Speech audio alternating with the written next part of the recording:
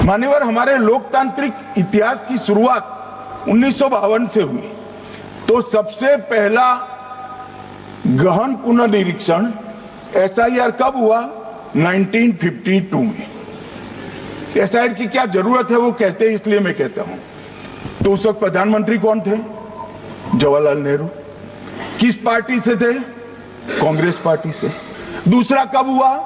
1957 में। फिर जवाहरलाल नेहरू प्रधानमंत्री थे, कांग्रेस पार्टी से थे।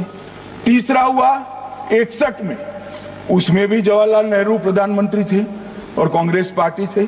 65-66 में भी हुआ, एक ही गहन पुनर्निरीक्षण 2 साल में हुआ। उस वक्त भी श्री लाल बहादुर शास्त्री प्रधानमंत्री थे, कांग्रेस पार्टी थे। 83-84 में हुआ, इंदिरा जी थी। 87-89 में हुआ, राजीव गांधी थे। 92-93-95 में हुआ, नरसिम्हा राव थे। 2002 और 3 में हुआ, तब श्री अटल बिहारी वाजपेयी थे। मान्यवर, 2004 में गहन पुनर्निरीक्षण समाप्त हुआ, तब डॉक्टर मनमोहन सिंह जी प्रधानमंत्री थे। तो 2, 3, 4 का एक गहन पुनर्निरीक्षण हुआ, एसआईआर हुआ। उसमें 2 साल एनडीए के प्रधानमंत्री थे, भाजपा के थे, और 1 साल डॉक्टर मनमोहन सिंह। 2004 के बाद सीधा 2025 में गहन पुनर्निरीक्षण हो रहा है और इस वक्त हम हैं। एक पूरा गहन पुनर्निरीक्षण एसआईआर की प्रक्रिया का आज तक 2004 तक किसी भी दल ने विरोध नहीं किया है मान्यवर, क्योंकि ये चुनाव को पवित्र रखने की प्रक्रिया है।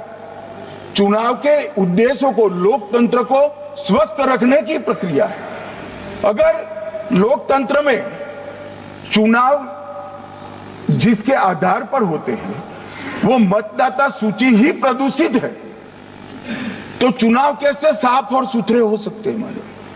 समय समय पर मतदाता सूची का गहन पुनर्निरीक्षण जरूरी है, इसलिए चुनाव आयोग ने फैसला किया कि 2025 में इसको किया जाएगा। मान्यवर, एक बीच में एक घटना मैं जरूर कहना चाहूंगा। 2010 में एक चुनाव आयुक्त महोदय ने निर्णय किया कि रिटर्निंग ऑफिसर को मतदाता सूची में से नाम काटने का अधिकार नहीं है, और उसके बाद से किसी की मृत्यु हुई तो भी नाम नहीं कटते थे, कोई एक क्षेत्र से दूसरे क्षेत्र में गया तो भी नाम नहीं कटते थे।